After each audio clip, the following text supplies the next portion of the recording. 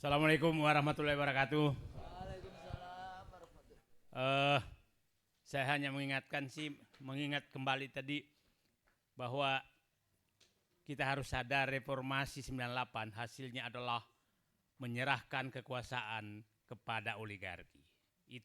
Itu hasil reformasi 98. Bisa kita berdiskusi tapi faktanya itulah.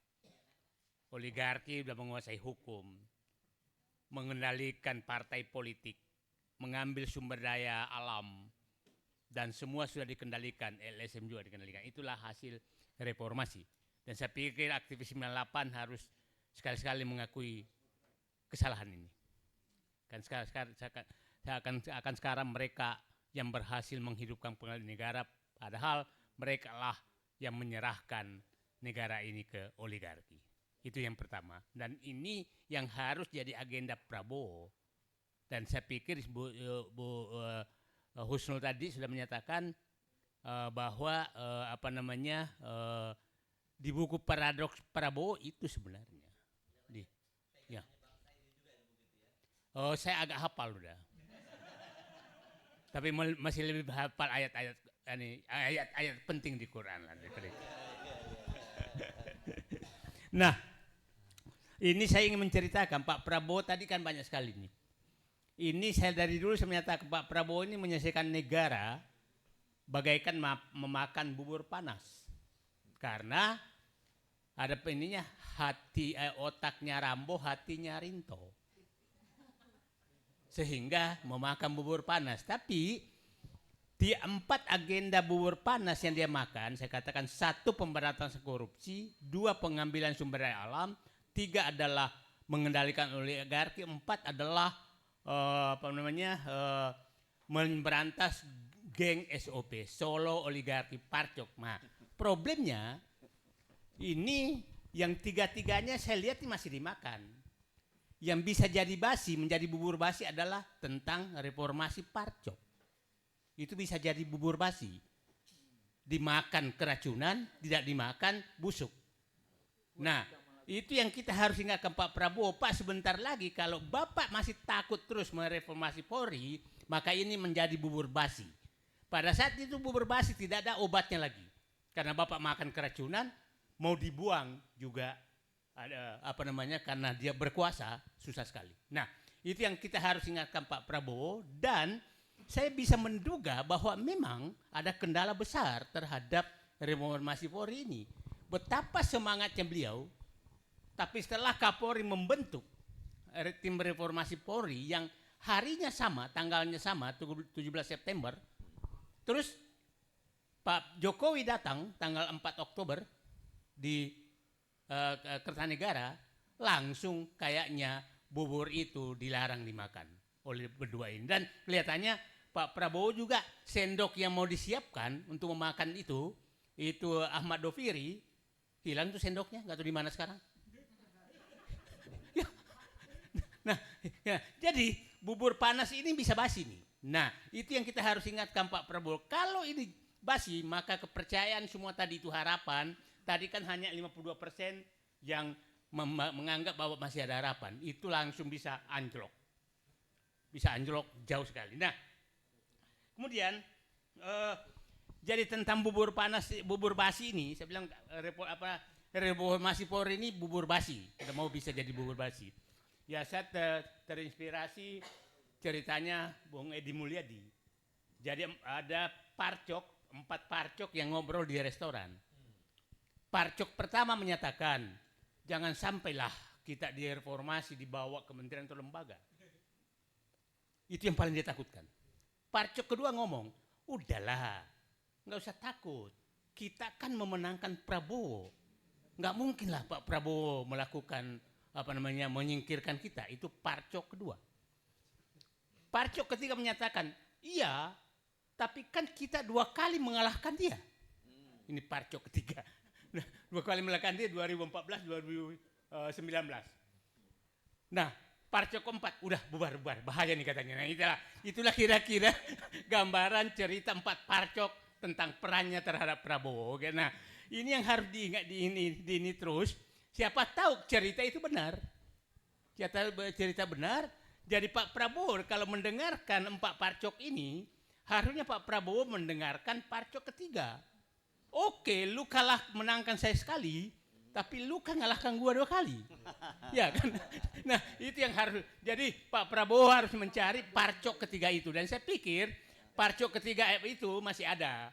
Nah, jangan juga parcok keempat, karena bubar dia kembali ke Trunojoyo melapor, Pak begini kejadiannya. Nah, itulah kira-kira cara.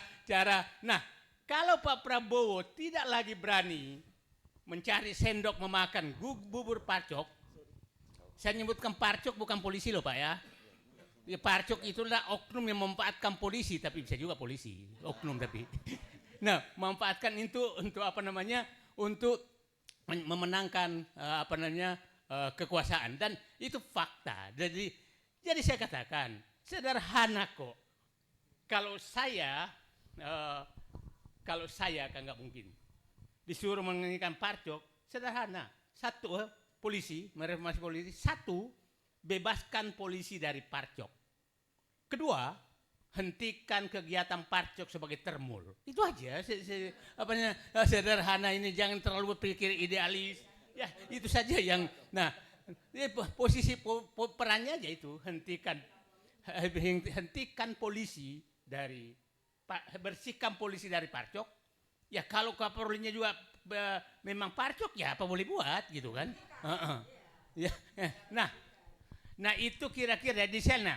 Terakhir saya menyatakan, sepertinya kalau Pak Prabowo masih melakukan 3 agenda utama, dan tadi jangan membuang sendok untuk memakan oligarki, karena begini, pemberantasan korupsi itu pasti akan menyinggung Solo. Jadi akan mati sendiri, nggak usah disinggung.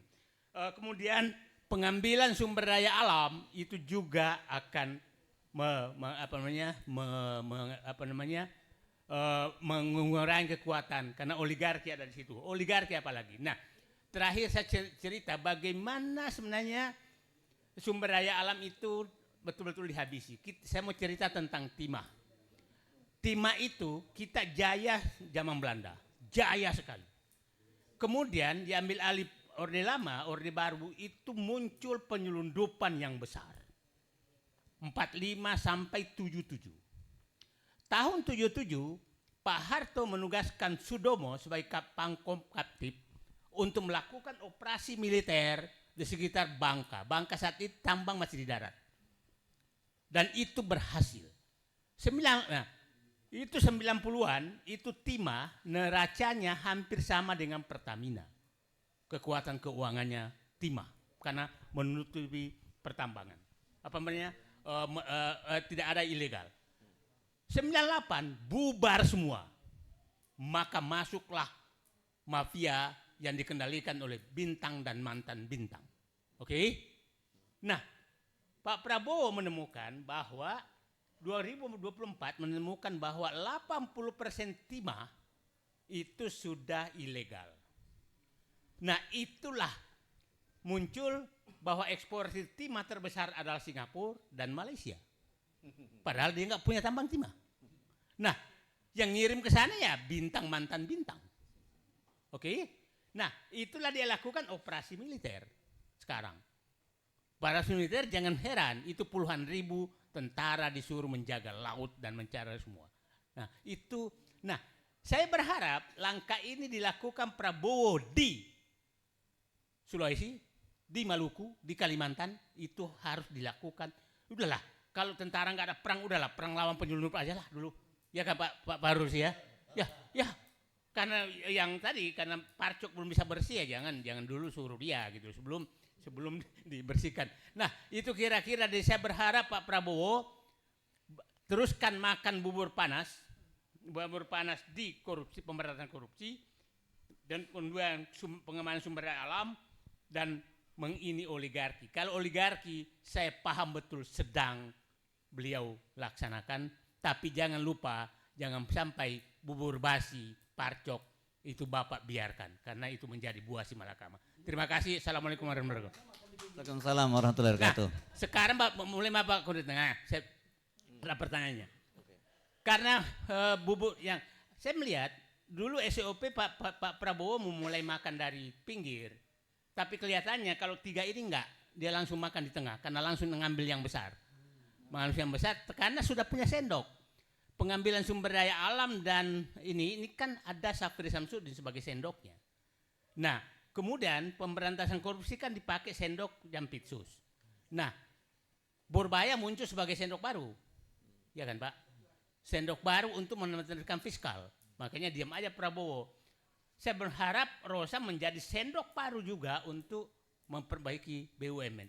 Yang saya bilang yang nggak ada sendoknya, mulai ada sendoknya kemarin Ahmad Doviri datang Solo membuang di Kertanegara sendok itu. Jadi saya menyatakan Pak Prabowo sudah Pak Jokowi datang ke Kertanegara tuh untuk mengambil sendok untuk memakan bubur panas Parcok. Terima kasih. Assalamualaikum warahmatullahi wabarakatuh. Assalamualaikum warahmatullahi wabarakatuh. Jadi